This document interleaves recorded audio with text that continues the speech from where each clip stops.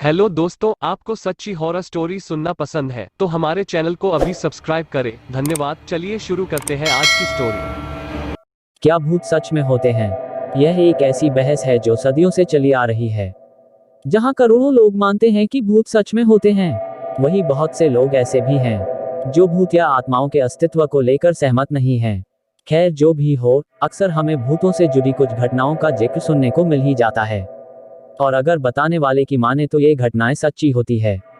तो आइए हम ऐसी ही कुछ सच्ची भूतिया कहानियों के बारे में जानते हैं।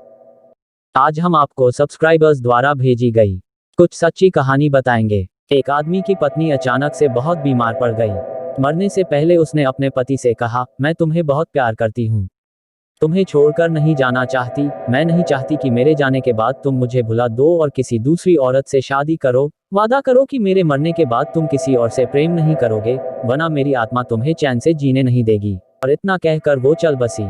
उसके जाने के कुछ महीनों तक उस आदमी ने किसी दूसरी औरत की तरफ देखा तक नहीं, पर एक दिन उसकी मुलाकात एक ऐसी लड़की से हुई जिसे वह चाहने लगा। बात बढ़ते बढ़ते शादी तक आ गई और उनकी शादी हो गई। शादी के ठीक बाद आदमी को लगा कि कोई उससे कुछ कह रहा है। मुड़कर देखा तो वो उसकी पहली पत्नी की आत्मा थी। आत्मा बोली, तुमने अपना वादा तोड़ा है, अब मैं हर रोज तुम्हें परेशान करने आऊंगी। और इतना कहकर वो गायब हो गई। आदमी घबरा गया, उसे रात भर नींद नहीं आई। अगले दिन भी रात को उसे वही आवाज सुनाई दी, मैं तुम्हें चैन से नहीं जीने दूंगी। मैं जानती हूँ कि आज तुमने अपनी नई पत्नी से क्या क्या बातें की। और उसने आदमी को अक्षरश एक एक बात बता दी। आदमी डर कर कांपने लगा।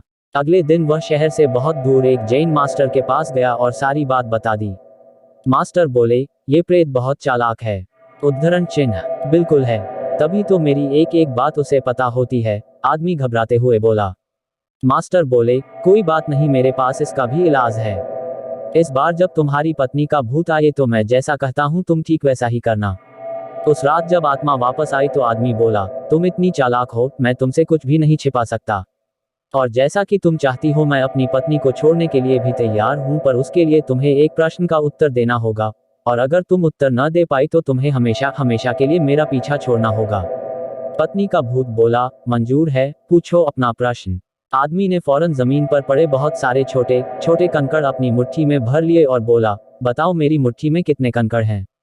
और ठीक उसी समय भूत गायब हो गया। कुछ हफ्तों बाद वो एक बार फिर से जैन मास्टर के पास उनका शुक्रिया अदा करने पहुंचा। मास्टर, उस भूत से मेरा पीछा छुड़ाने के लिए मैं जीवन भर आपका आभारी रहूंगा।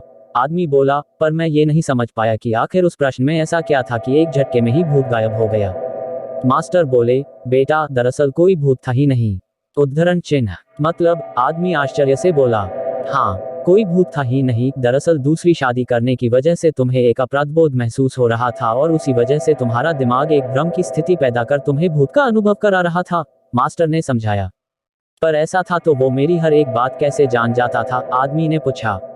मास्टर मुस्कुराए, क्योंकि वो तुम्हारा बनाया हुआ ही भूत था, इसलिए जो कुछ तुम जानते थे वही वो भी जानता था।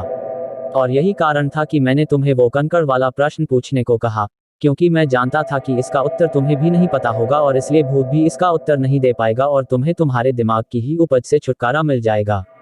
उद्धरण चिन्ह, आदमी अब पूरी बात समझ चुका था। उसने एक बार फिर मास्टर को धन्यवाद किया और अपने घर लौट गया। फ्रेंड्स, कई बार हमारे मन में भी किसी पुरानी बात को लेकर एक गिल्ट फीलिंग रह जाती है। कहानी में भूत का आना उसी तरह की फीलिंग का एक एक्सट्रीम फॉर्म है।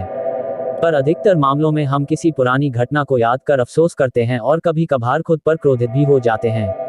ऐसा बार बार करना गलत है। अपने भूत की वजह से अपने भविष्य और वर्तमान को बिगाड़ने में कोई समझदारी नहीं है।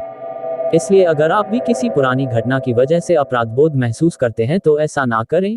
गलतियां करना मनुष्य का स्वभाव है, सभी करते हैं, आपसे भी हुई तो कोई बात नहीं। तो उस घटना को पीछे छोड़ें और अपने जीवन को सार्थक बनाने की दिशा में काम करें।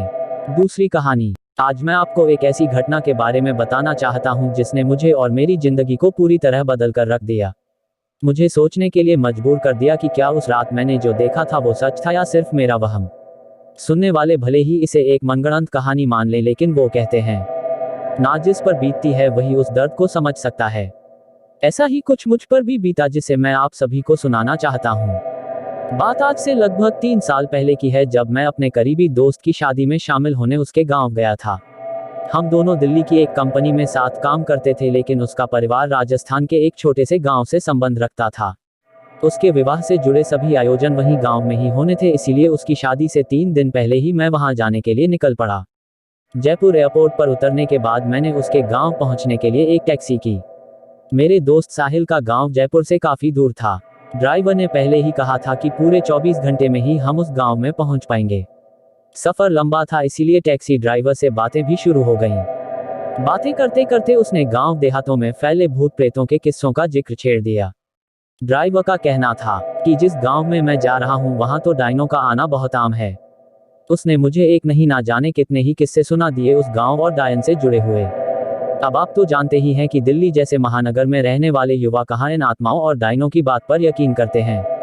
मेरे जैसे अधिकांश लोगों के लिए यह सब मनोरंजन का एक जरिया हो सकता है, इससे ज्यादा कुछ नहीं, लेकिन शायद वह आखिरी बार था जब मैंने इन सब काली शक्तियों को बस एक मजाक के रूप में लिया था, क्योंकि उसके बाद तो जैसे मैं इन पर ना सिर्फ विश्वास करने लगा बल्कि हर समय इनकी उपस्थिति का एहसास भी करने लगा। ड्राइवर का कहना था कि सुबह 8 बजे तक हम अपनी मंजिल पर पहुंच जाएंगे। रात 10 बजे के आसपास हमने एक ढाबे पर खाना खाया और फिर सफर की थकान की वजह से आंख लग गई। अचानक हमारी गाड़ी खराब हो गई, और वो भी ऐसी जगह जहां से कुछ भी मदद मिलना लगभग नामुमकिन था। मुझे समझ नहीं आ रहा था कि क्या किया जाए। सुबह होने का इंतजार भी नहीं कर सकते थे और आसपास कोई ठीक जगह भी नहीं थी। ड्राइवर का कहना था कि 2-3 किलोमीटर पर एक ढाबा है, आप वहां पहुंच जाओ, मैं गाड़ी ठीक करवा कर आ जाऊंगा। मैंने उसकी बात मान ली और पैदल चलने लगा। बहुत चलना था, इसीलिए कानों में ईयरफोन लगा लिया और सोचा टाइम पास हो जाएगा। कुछ दूर चलते ही मुझे ऐसा लगा जैसे मेरे साथ कोई चल रहा है। बड़ी तेज महक सी आए और बहुत देर तक अपने साथ किसी और के होने का एहसास हुआ। पहले लगा कि जैसे यह मेरा वहम है, लेकिन धीरे धीरे वो वहम हकीकत या यूं कहें भयानक हकीकत की शक्ल लेने लगा। पहले मुझे केवल एहसास हो रहा था कि कोई मेरे साथ साथ चल रहा है, लेकिन धीरे धीरे किसी की शारीरिक आकृति मुझसे कुछ कदम दूरी पर दिखाई देने लगी। वह एक सुंदर लड़की थी। उसने मुझसे पूछा, इतनी रात को अकेले मैं कहाँ जा रहा हूँ? तो मैंने उसे अपनी कहानी बता दी कि कैसे गाड़ी खराब हुई और मैं पैदल चलने के लिए मजबूर हुआ। मैंने भी उससे यही सवाल किया कि वह इतनी रात को यहाँ क्या कर रही है। उसने मुझे बोला कि वह अक्सर इस रास्ते पर आती जाती है। इससे पहले मैं उससे कुछ और पूछता, उसने मुझे बोला कि आपके दोस्त की शादी तो कल है ना, आप कैसे पहुंच पाओगे? उसका यह सवाल सुनकर मैं हैरान रह गया कि उसे कैसे पता। मैंने पूछा, आपको मेरे दोस्त की शादी के बारे में कैसे पता? तो उसने मुझे बताया कि ऐसे ही। मैं चुप हो गया। उसने अपना नाम कविता बताया था। फिर वह कोई अजीब सा गाना गुनगुनाने लगी और मैं चुपचाप उसके साथ चलता रहा। आगे बढ़ा तो सामने एक बड़ा और घना पेड़ दिखाई दिया। मैं उसकी तस्वीर उतारने लगा तो उस लड़की ने मुझे ऐसा ना करने को बोला। मैंने पूछा क्यों? तो उसने बोला, रात के समय तस्वीर नहीं उतारते। मैंने अपना कैमरा अंदर रख लिया। मेरी नज़र पेड़ से थोड़ी दूर पर खड़ी 3 औरतों पर गई। तीनों औरतें धीरे धीरे मेरे पास आने लगी। जैसे जैसे वो पास आती गईं, उनका चेहरा नजर आने लगा जो बहुत डरावना था। वह मुझे अपने पास बुलाने लगी, लेकिन कविता ने उनका इशारा देख लिया और मुझे तेज तेज चलने के लिए बोला। मैं चलने क्या भागने लगा। थोड़ी दूर आते ही वह औरतें गायब हो गईं और मैंने कविता ने पूछा कि वो कौन थी। उसने बताया कि वह इस गांव में पिछले कई 100 सालों से घूम रही हैं। गांव के लोग उन्हें बुरी आत्माएं कहते हैं। आपको उनसे बचाने के लिए ही मैं आपके साथ साथ आई हूँ। मैंने पूछा, तुम कैसे बचा सकती हो? उसने फिर कोई जवाब नहीं दिया। हम बहुत दूर निकल आए थे। कविता ने कहा कि ढाबा आने वाला है और रास्ता भी सुरक्षित है, अब मुझे चलना चाहिए। मैंने कहा, तुम आगे तक नहीं जाओगी। उसने कहा, मेरी मंजिल तो यही है। जाते जाते उसने मुझे बस एक बात बोली कि हर आत्मा बुरी नहीं होती साहब। उसकी बात का मतलब समझते मुझे बिल्कुल देर नहीं लगी और मैं समझ गया कि वह एक भली आत्मा थी जो मुझे बुरी शक्तियों से बचाने के लिए मेरे साथ साथ आई थी।